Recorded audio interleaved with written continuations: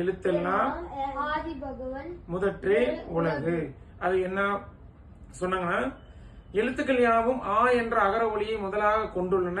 அதுபோல் ஆதியாகிய கடவுள் உலக உயிர்களுக்கெல்லாம் முதலானவன்.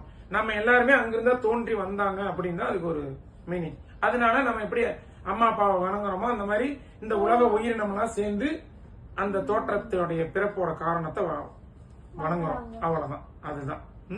இப்ப இரண்டாவது குறள், அறத்துப்பால்ல கடவுள் வாழ்த்துல இருக்கிற இரண்டாவது குறள். கடவுள் வாழ்த்துல முதல் அதிகாரம். சரியா பாப்பா? இனியா குட்டி பார்க்கலாமா? தூக்கம் வரலாம், இன்னும் கொஞ்ச நேரம் ஆகட்டும். சரியா? படிச்சிடலாமா?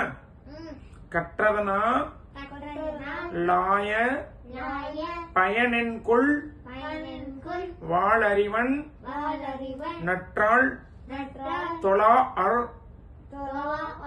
எனின். கற்றதனால் ஆய பயனென்கொள் ஆளறிவன் நற்றாள் தொழா அர் எனின். இது கொஞ்சம் எனக்கே வாயலாம் அப்படி உலகம் போகுது, கொஞ்சம் சிரமம் தான். ஆனா ஆமா, இதுல லால நம்ம 3 இருக்குது. லா லா நடுவாண்ட சொல்றது, அப்புறம் லா இன்னும் கொஞ்சம் உள்ள லா 3 வருது. இந்த தொலாவுக்கு மட்டும் அந்த லா வருது. அது நம்ம பாத்துக்கலாம், அது வேற.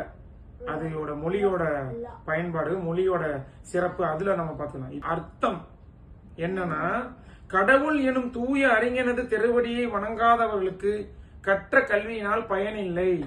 நாம எவ்வளவு படிச்சிருந்தாலும், இன்னைக்கு படிக்கிறது இல்ல, அன்னைக்கே அவர் எழுதி வச்சிருக்காருன்னா, இன்னைக்கு MBBS படிச்சது, டாக்டர் படிச்சது, நர்ஸ் படிச்சது, கலெக்டர் வேலை பாக்குறது, மத்த பெரிய பெரிய ஐடி கம்பெனி வேலை பாக்குறத சொல்ல, அவர் அன்னைக்கே சொல்லியிருந்தாலும் எப்படி இருந்திருக்குன்னு ஒரு நிமிஷம் சிந்திச்சு பார்க்கணும். எப்படின்னா, அரசர்களுக்கு முந்தைய காலத்துல வாழ்ந்திருக்காரு.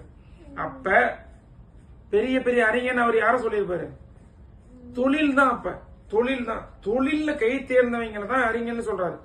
அதுல இன்னைக்கு நம்ம பாட்டிக்கு கூட எழுத படிக்க தெரியாது. அப்ப படிப்புக்கும் அதுக்கும் சம்பந்தம் இல்லை. அவர் ஏதோ வேற ஒருத்தர் சொல்றாரு இல்லையா? யார சொல்றாருன்னா, அறிஞர்களாகவும் புலவர்களாகவும் பெரிய பெரிய மேதைகளாகவும், இன்னும் சொல்ல போனா ஞானிகளாகவும், இன்னும் சொல்ல போனா ஒழுக்க சீலர்களாகவும் வாழ்ந்தவங்க எல்லாம் அவர் சொல்றாரு. அப்படி நீங்க இருந்தாலும் கூட கடவுள் எனும் தூய அறிஞனது, அறிஞன்னு சொல்றாரு கடவுளை. இப்படிதான் நம்ம பார்க்கணும்.